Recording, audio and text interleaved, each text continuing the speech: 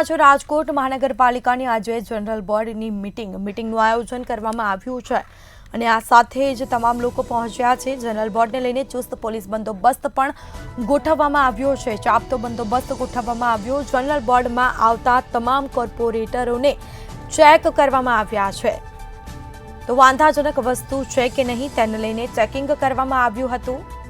Checking કરવું routine પ્રક્રિયા છે। જયમીન ઠાકરનું આ નિવેદન સામે આવ્યું છે।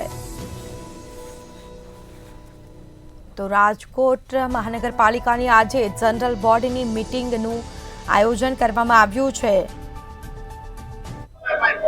જે એક મુજબ પણ ગેરબંધારણીય છે। બોર્ડની અંદર કોઈ પણ વસ્તુનું પ્રદર્શન કરવું એ ગેરબંધારણીય છે। ગયા બોર્ડની અંદર એને કરવામાં આવ્યું હતું, માટે આજે આ વખતે રૂટીન પ્રક્રિયાનો ભાગના દ્રષ્ટિએ છે। કોઈ સભ્ય નહીં, અમે અમારાથી પ્રથા ચાલુ કરીએ છીએ। હજી વિપક્ષના સભ્યો તો આવ્યા નથી, અમે અમારાથી સભ્ય પ્રથા ચાલુ કરીએ છીએ અને રૂટીન પ્રક્રિયા છે।